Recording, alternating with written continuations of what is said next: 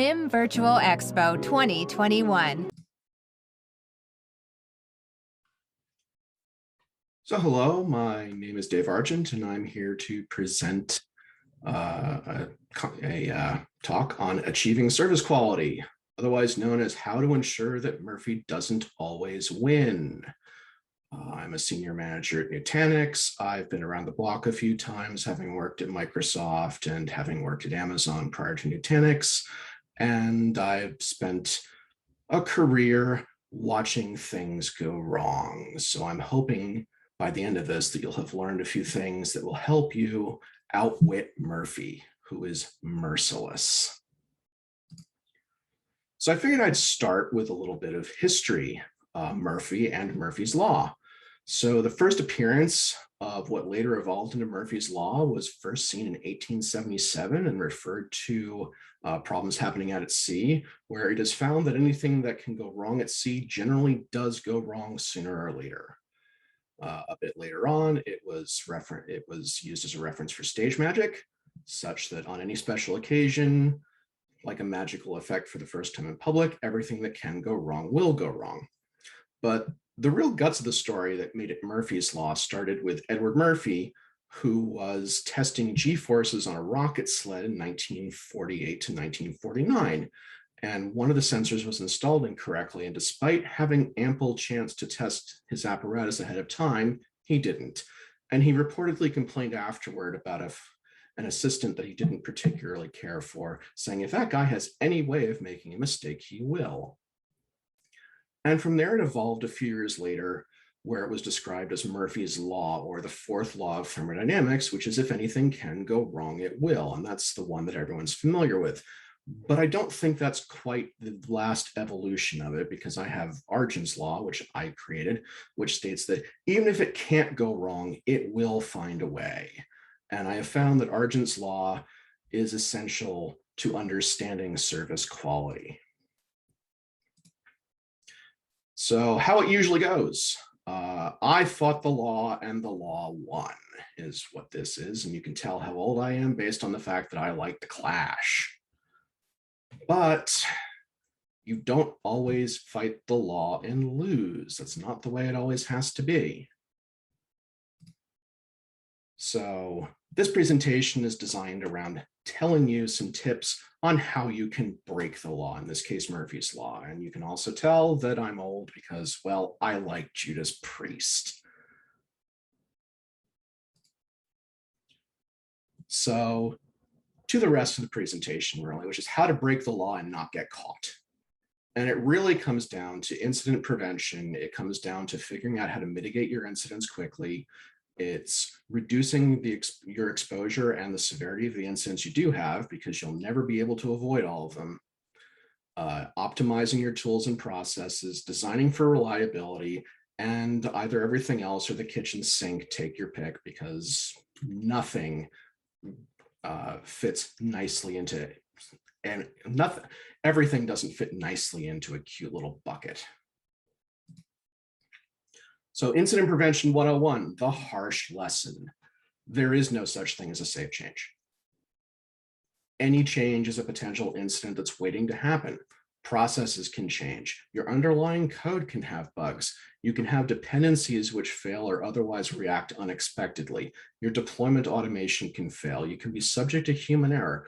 The list of potential things that can go wrong for any change is just this side of infinite. And it's even worse than that, because it's not just code deployments that can cause you problems. Code, config, and data. Any one of these has the capacity to kill your service or cause you problems. And most people don't treat config and data with the same degree of rigor that they treat code. So they're overlooking a significant other source of problems. And specifically for configuration and data, you have to be aware of cross-environment contamination, because the changes that you thought were only applying to test may end up applying to production environments if default values are used and changed. So not all test changes end up properly scoped to just test. So really, it comes down to you need to keep your prod, your test, environments very, very segmented and separate. Otherwise, changes may propagate to unexpected locations. So just looking at it hypothetically, were you one of the 41 million customers that received this email from HBO Max? So this is only a mild embarrassment. There's nothing particularly critical in here. It's just something that looks a little bit silly. But imagine if this email had something that you might have actually cared about in it. So again, be very careful on segmenting test from production. You don't want to make this mistake, and you certainly don't want to make this mistake in a more serious way than HBO was guilty of.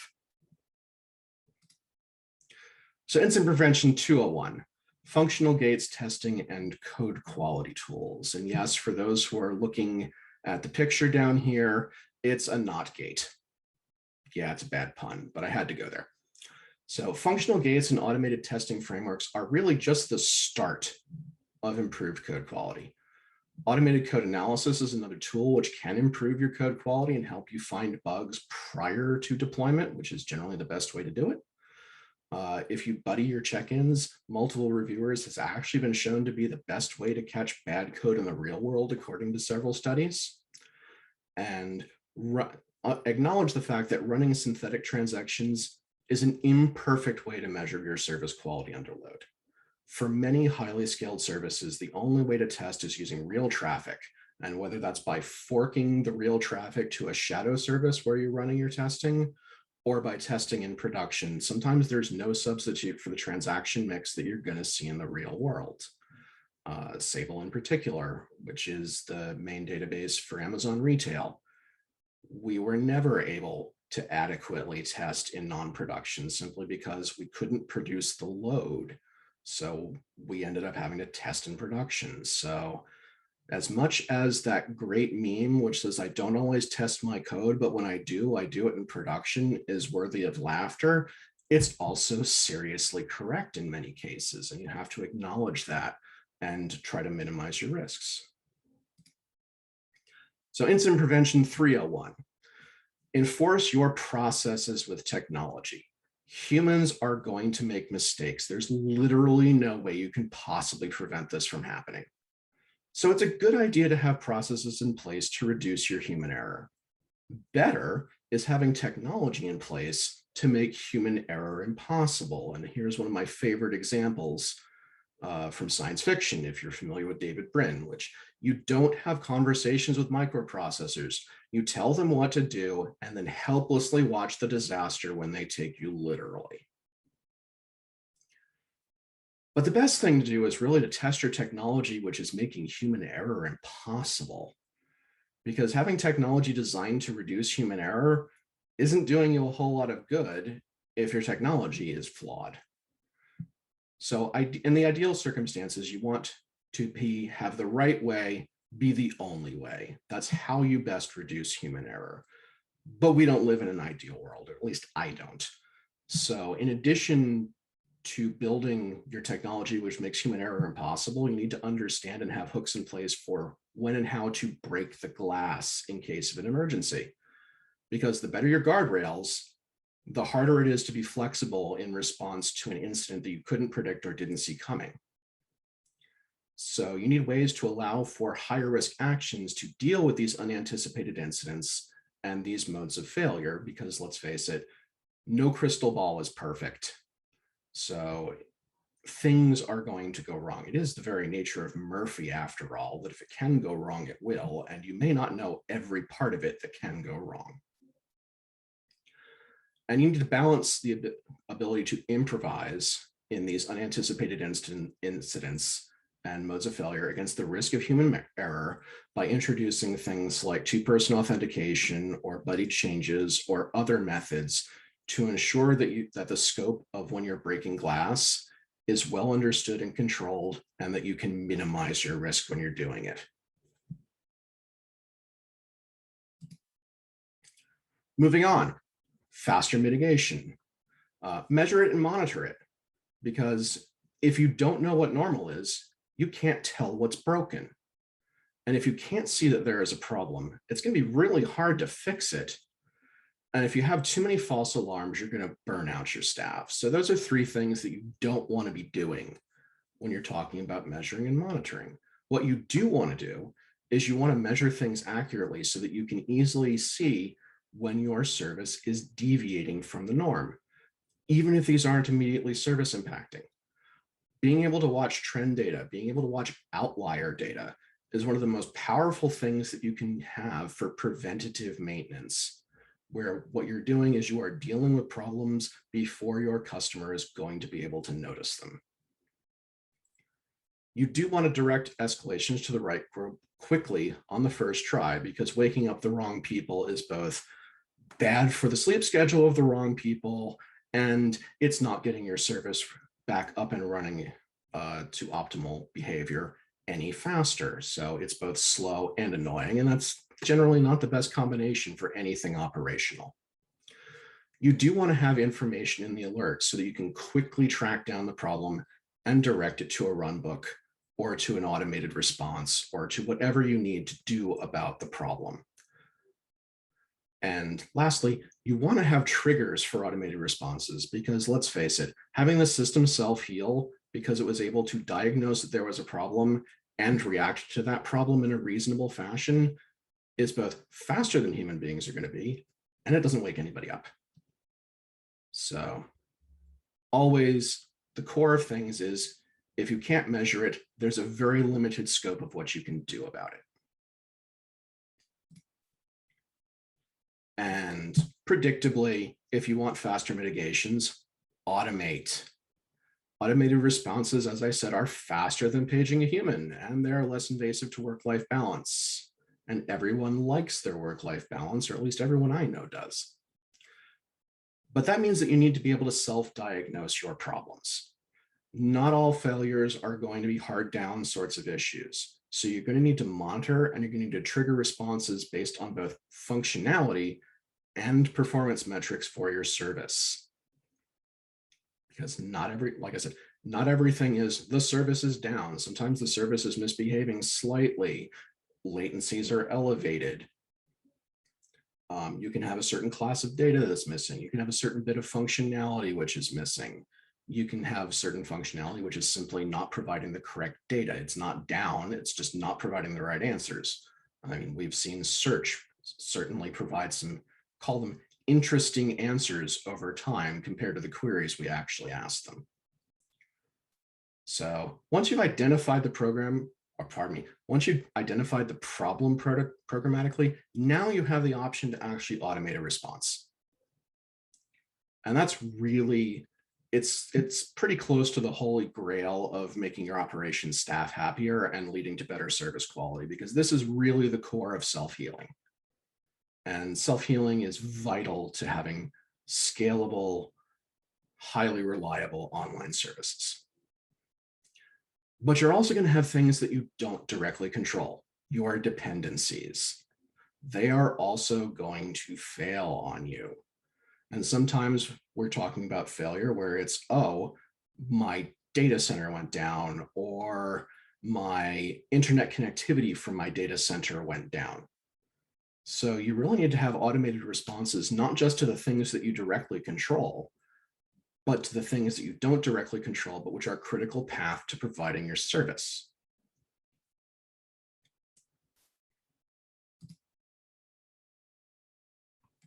So in addition to that, you really want to, since you're going to have incidents, nothing can really prevent this, you want to make them as painless as possible. So you really want to actually have careful release practices, because as much as I've said that there is no such thing as a safe change, that's absolutely true. But you can mitigate the risk of changes based on your release practices. So control the blast radius for any change, and this includes config data, literally anything. Start with a smaller audience and progressively expand outwards. That way you have the opportunity to verify the quality of your change before you are increasing the audience size. I'm willing to wager that everybody here has had a change that went out worldwide and it wasn't a good one.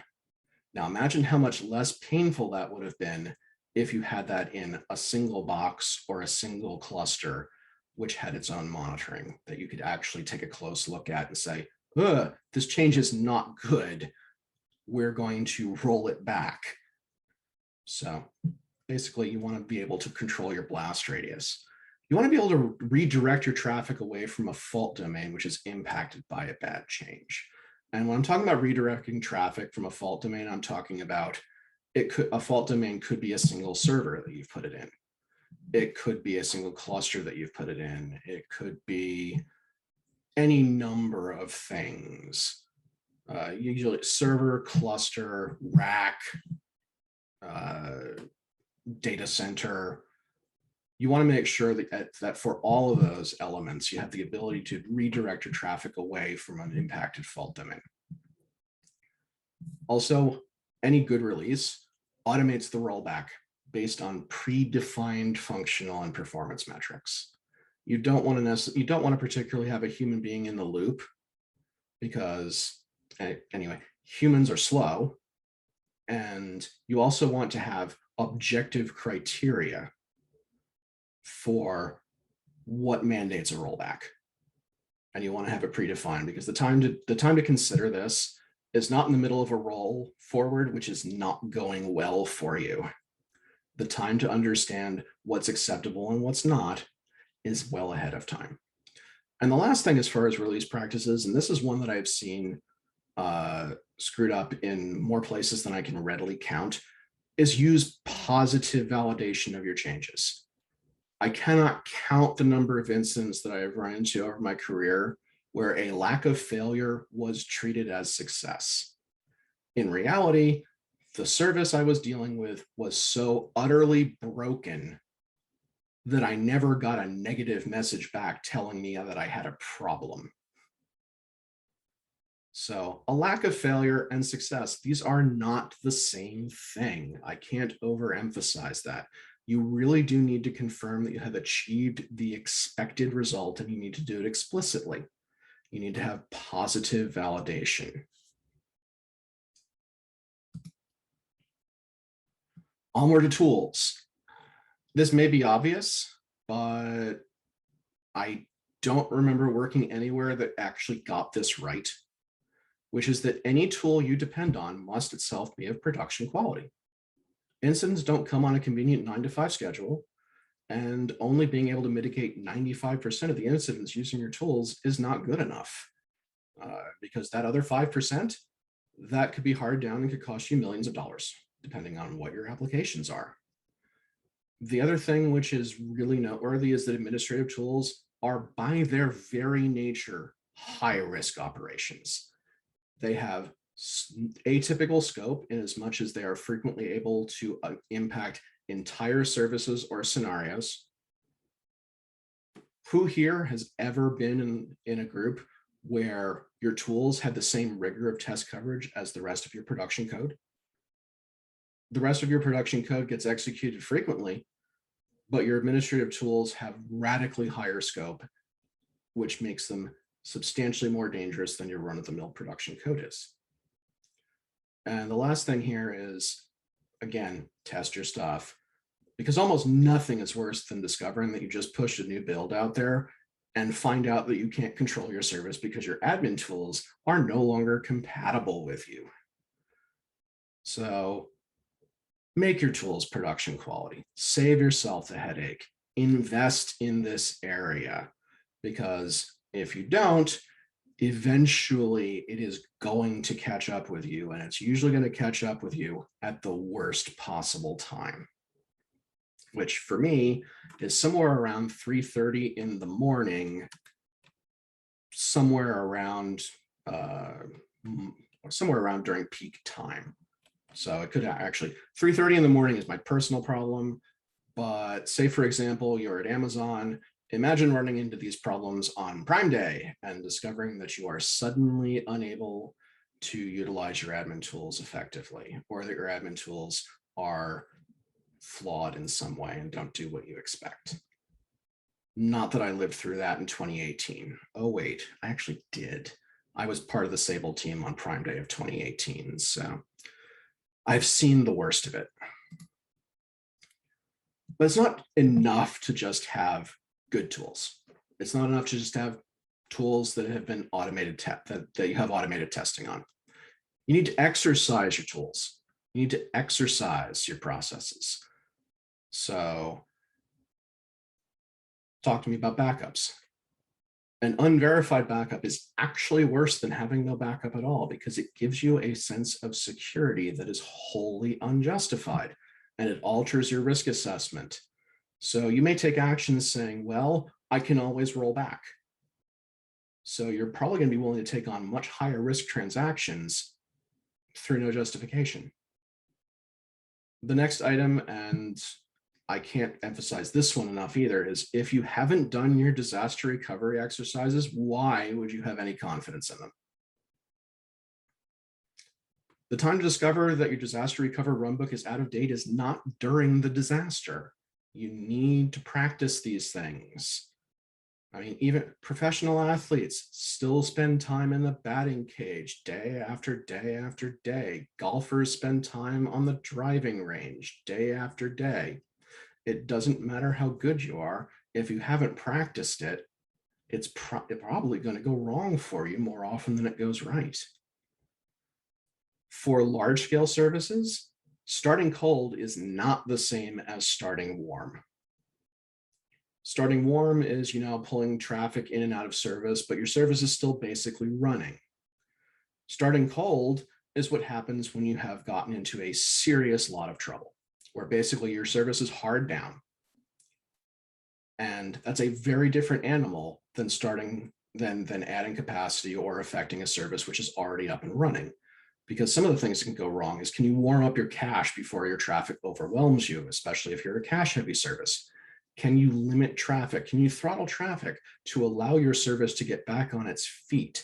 Because normally you can't pull 100% of your capacity online instantly. So you're going to be running, you may be running at 10, 15, 20% of your projected capacity. And you can either get swamped, or you can have sufficient controls in place so that you can actually limit your traffic to allow yourself to get back to your feet after having been knocked completely down. And the last thing over here is really test your tools and processes under non-incident conditions.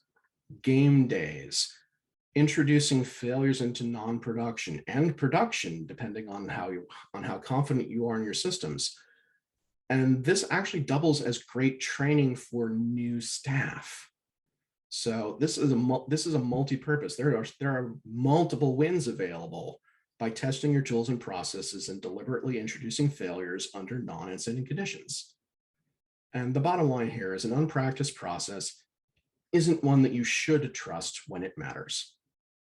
Practice makes perfect, and for highly available online services, the degree that you can fall short of perfection is vanishingly small.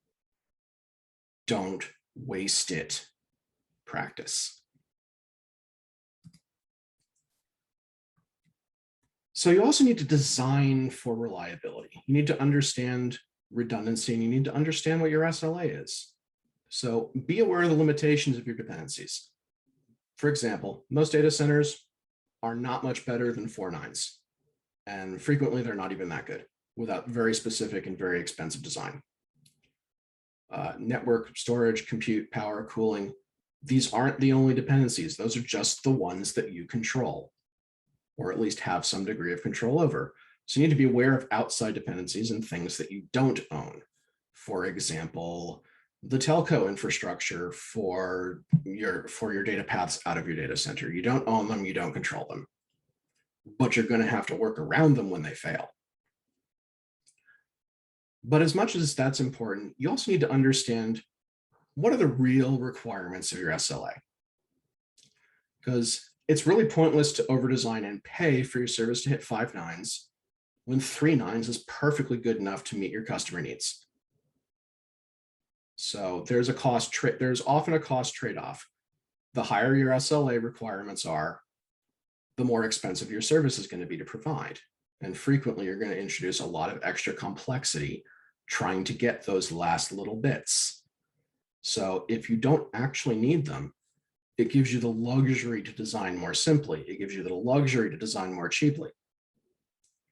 And you can design to be more reliable than the sum of your parts. And that's even true for stateful services. So you can be running multiple replicas of databases or important data sets. You can use caching to reduce the impact of dependency failures. You can use geo-redundancy and redirection so that you can reduce the impact of a data center failure. The list goes on of relatively standard methods that you can improve your availability. I'm not going to go into them here. I'm just going to say you need to consider them and you need to utilize what is best for your individual situation in terms of cost and in terms of the reliability and the protection that it provides. You also need to understand your fault domains. You need to understand that each one of these is sufficiently redundant to meet your SLA. And this is just me showing the gradual roll up. Instances can go down. You need to be able to have your service survive an instance going down. You need to have your service survive a rack going down because frequently top of rack switches fail. You're going to need to survive any given cluster going down, depending on what your infrastructure and what your service looks like. You may need to survive an entire data center going down, especially if you're running a large scale service. If you're running a large scale service in a single data center, boy, you better hope that nature's going to be kind to you and that Murphy's going to ignore you for a while, or it's eventually got a significant chance of coming back to bite you. And lastly, whole regions can go down because let's face it, hurricanes, say Hurricane Ida, or if you remember back to Superstorm Sandy, there were lots and lots of infrastructure in place for redundancy. People had their generators running, they had diesel, and you know what they didn't have? They didn't have a way to get any more diesel. The roads were flooded. There was no way to get diesel on premises to restore the generators. So you had things going down across entire regions simply because road infrastructure and the ability to transport goods that they depended on wasn't there.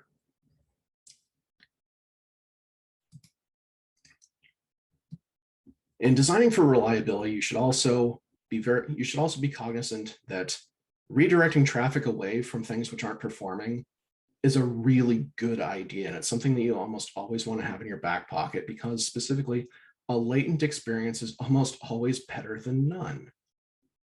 And put it another way, an outage that the customer can't miss is going to be worse than one that they only might notice. So you don't have to be hard down to want to redirect away from an ailing set of infrastructure or an ailing portion of your infrastructure. And again, you want to use objective criteria on performance, much like having automated rollbacks in the case of code releases.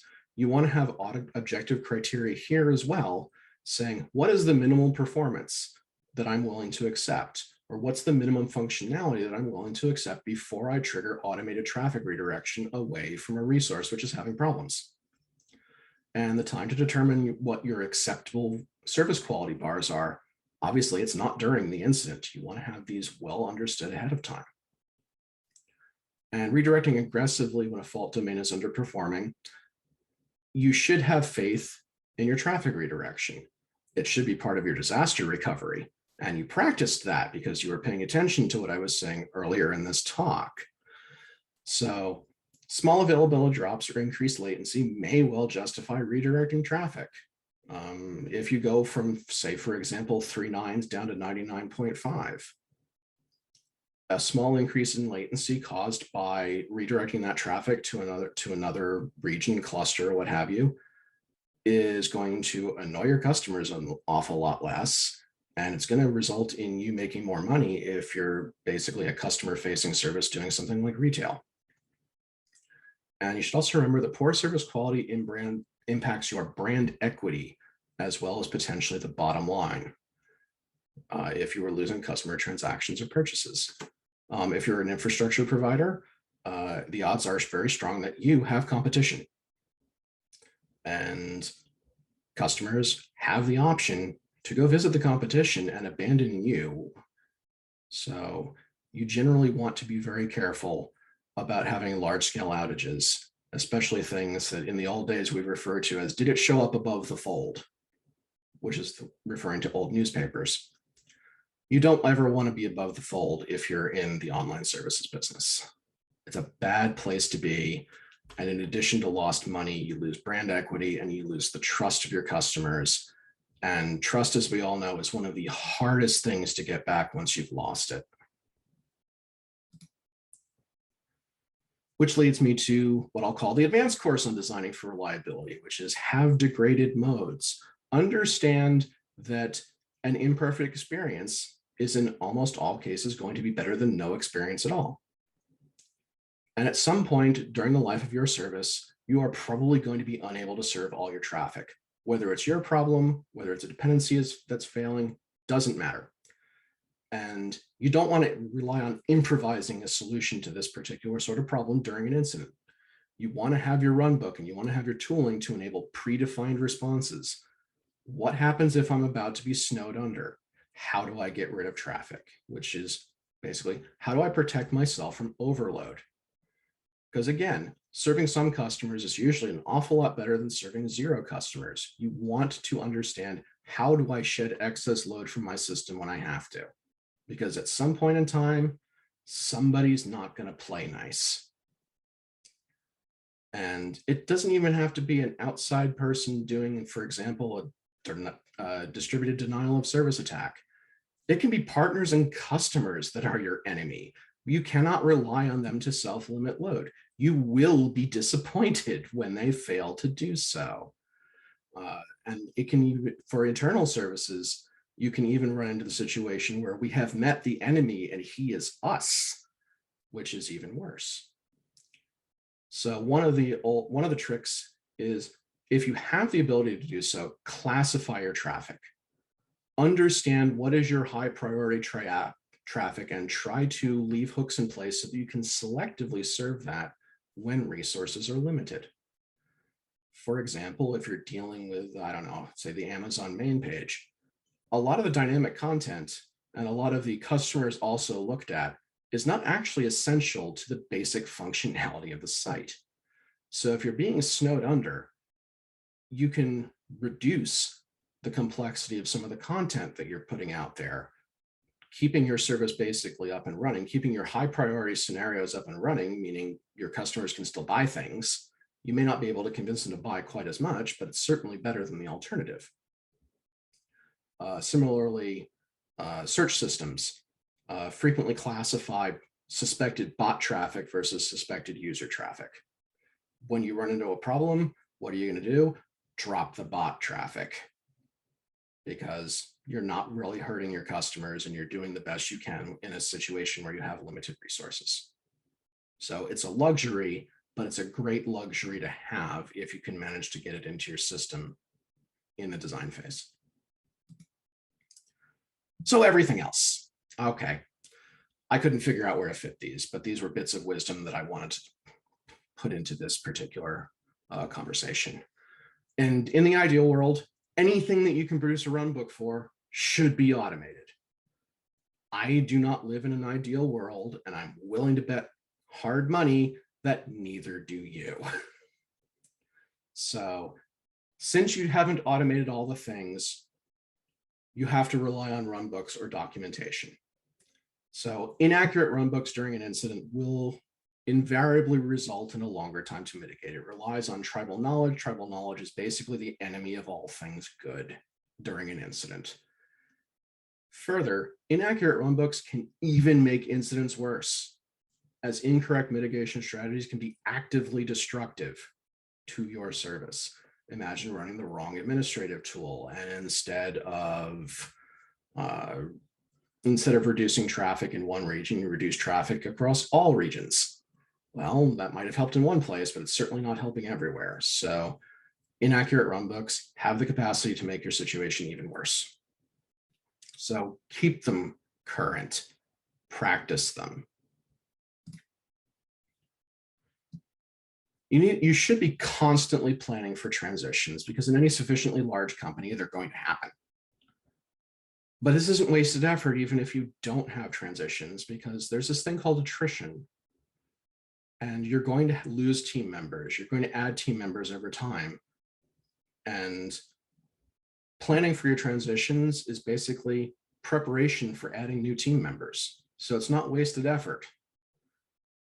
Also, having accurate documentation equates to having good training material. This helps with training up new team members. It's also your living knowledge base if you transition responsibility. And as I said before, undocumented knowledge is the enemy of all things good. Also, if you're transitioning between groups, shadow the existing staff during incidents. They're the best training opportunities out there. You also want to reverse shadow to guard against insufficient training, meaning you're letting the new staff basically drive the bus, but you still have someone back there ready to take the wheel if something's problematic, or it's poorly documented, or any of the other possible things that can go wrong. And one thing that I think people don't really think about actively and take too much for granted is that it takes effort to run a service well. And if it takes effort to run a service well, it's also going to take a significant amount of effort to teach someone else how to do it well. And that effort comes in the form of documentation, knowledge base, run books, automation, all the things that we know that we should have, but rarely get to spend enough time on to make ourselves happy. And the last thing for transitioning and dealing with training is a good handoff is a two-way street, not a one-way street. Because I've certainly seen a number of groups where the group handing it off said, oh, here's the documentation, the transition is done. But calling a transition complete is not the same as meaning that that transition will be in any way effective. So if you're doing a handoff, it needs to be a warm handoff, and it needs to be a two-way street. Both groups, the one giving up the service and the one taking on control of the service, they both need to really approve that, say, yes, we are really prepared for this. And having dealt with the kitchen sink, I've got a couple of parting thoughts. And really, nothing like this presentation is going to be exhaustive. If I could summarize everything that you needed to run an online service well in under an hour, everyone would do it well. And clearly, that's just not the case. You really want to be thinking about tomorrow, next month, next year, and even beyond that, for what will you need to operate your service at scale?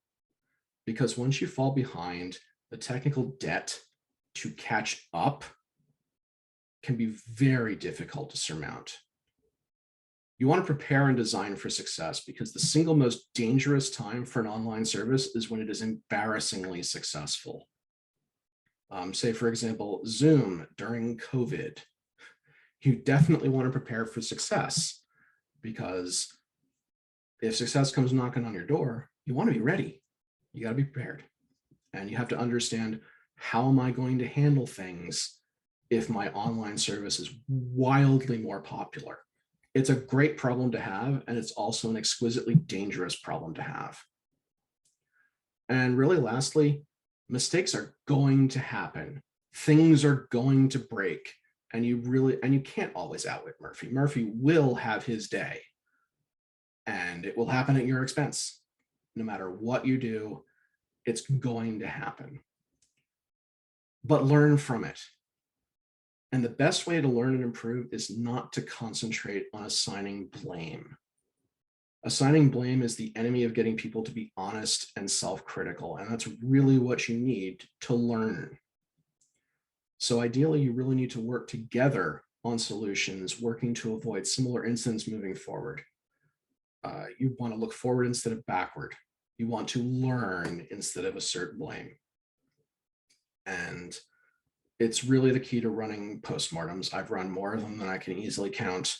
And the key to a successful postmortem is having a completely blameless room. That way, everyone is concentrating on what matters, stopping it from happening again. And on that note, you've got the information out of my head, and hopefully I've taught you a few things, made you think about a few things in ways that maybe you hadn't before. And my hope is that you enjoyed this presentation. So my name is Dave Argent. My email address is dargent@gmail.com, and you can also look for me. I'm David Argent on LinkedIn. So perhaps I'll see connections from you at some point. I hope you enjoyed this. MIM Virtual Expo 2021. MIM.